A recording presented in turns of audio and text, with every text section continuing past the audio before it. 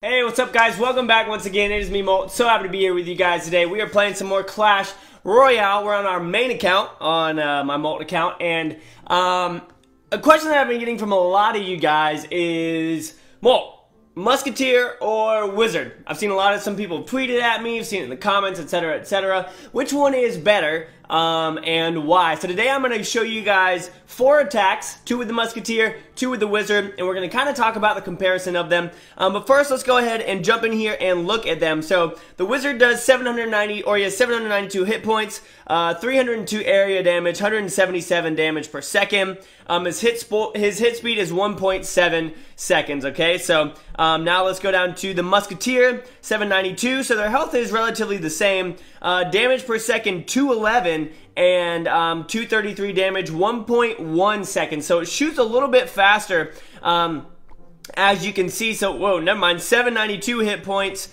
and yeah, 790. Okay, so they have the same hit points, and their damage per second, 211, and 177, as you can see there, but the splash damage is the thing that makes the difference, obviously. Now, the Wizard does cost more, but it just depends on what you feel like you're running into a lot. So let's go ahead and jump into some replays, okay?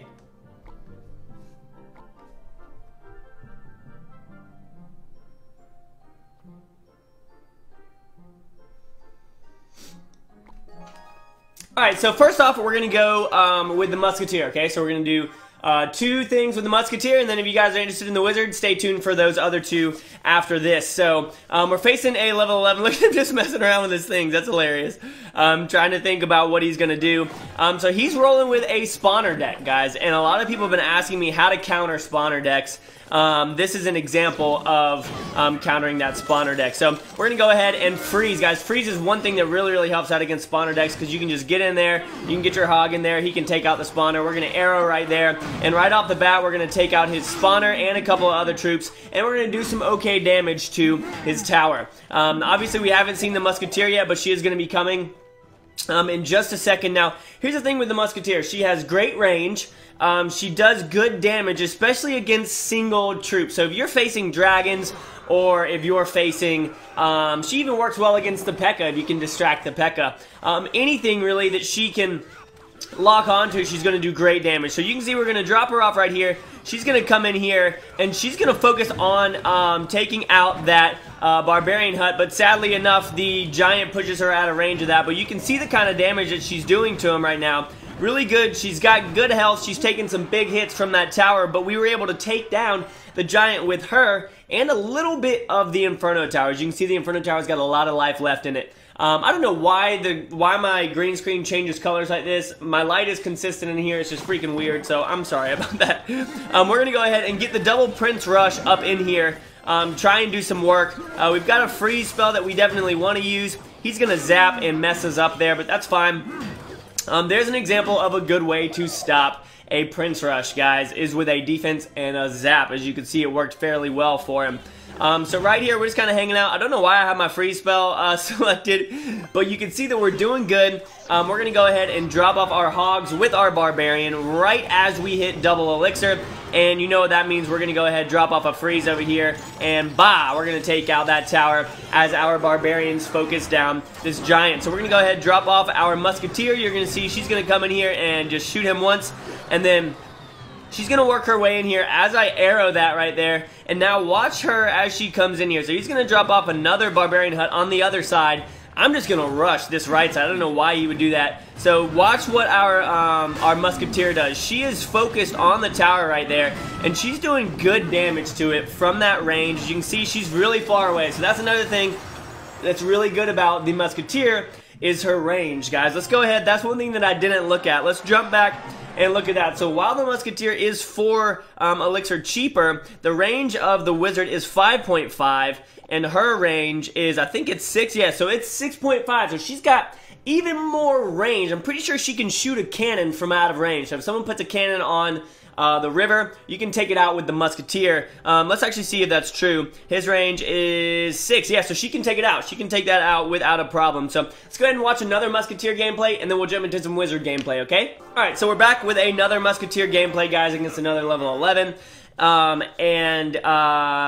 guy has a dragon. So the musketeer works really well against dragons, works really, really well against balloons. So if you're running into that, you definitely want a musketeer in your deck. But if you're running into the minion horde and things like that, then that's when you're going to want to bring in your wizard. So right here, we're going to go ahead and just arrow. We're going to wait just a little bit. Thankfully, he dropped that off, so we're going to arrow all 3 of those, take them out, and get the dragon as a little bit of a bonus right there. Let's go ahead and what do I do here? I'm going to get ready to freeze, and freeze right there. I totally missed the Dark Prince, but you can see that our musketeer easily took out that dragon, and now she's going to do her best to take this guy out. Now we've got a little bit of a problem right here coming in with all of these barbarians, but we're going to go ahead and get our Dark Prince up in there. He's going to do a little bit of damage.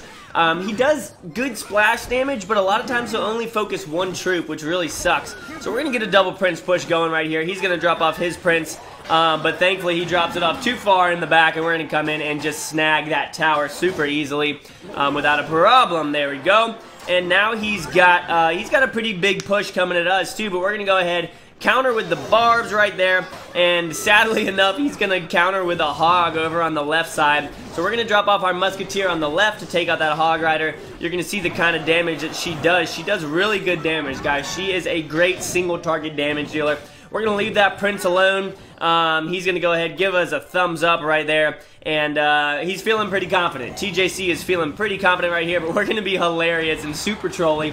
Drop off this Inferno Tower over there, take out that Elixir Pump, as our Musketeer does a lot of damage to that tower. We're going to go ahead and arrow the rest of that, get it down almost to double Elixir in just a couple seconds.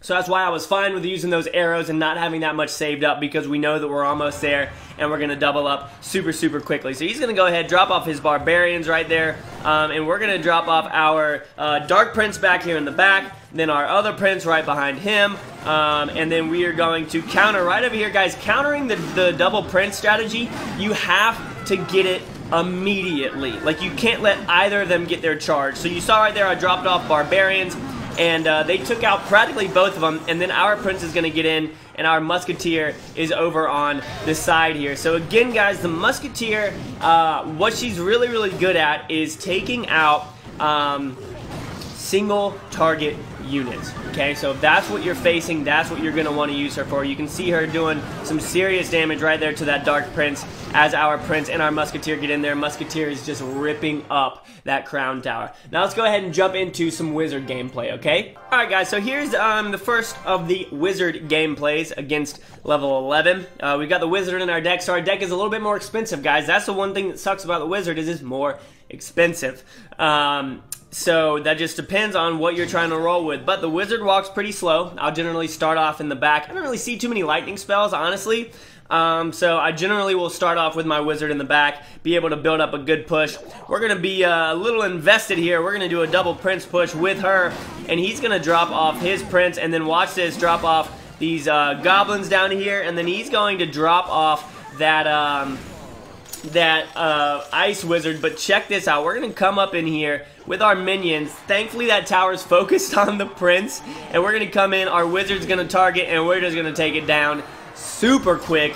As you saw, he dropped off his Prince and took out our Dark Prince fairly quickly, and now our Wizard's just going to get taken out really, really fast. I feel like the Wizard dies faster than the Musketeer. I'm not sure why. I just feel like that's the case, but it isn't, because they have the same hit points. So right there, we're going to take out that Dark Prince. You want to wait for the Dark Prince's charge to be done, and then you want to drop off your splash day, or your mass groups of troops. I'm going to drop off this Hog Rider here just to take out that brand new Elixir Pump. He just used a lot of Elixir on that, and we're going to take it out and make it completely useless, and then we're going to get up in here and do some good damage to the tower. And now we've got to deal with his Prince. We're going to drop off our Prince as well as another Dark Prince right here. Yeah, sometimes I try and put the Dark Prince in front so that it just gets rid of his shield. And now we're going to head up in here. So this guy didn't have too many mass troops like barbarians or minion horde or anything like that. But look at this. We're going to come up in here. We're going to take out this P.E.K.K.A. super quick and get off a little extra shot right there. So we're not even to double Elixir yet. We already have one of his towers down. He hasn't even touched our tower yet. We're going to go ahead and drop off a Tesla right here. And we're going to wait just a little bit. Watch this. I suck so bad. I missed the arrow right there. So I said wow because obviously that's bad. And we're going to come up in here. We're going to drop off our wizard, guys. Wizard. Oh my goodness. Look at this. Our wizard's going to go down super quick right there. Ugh.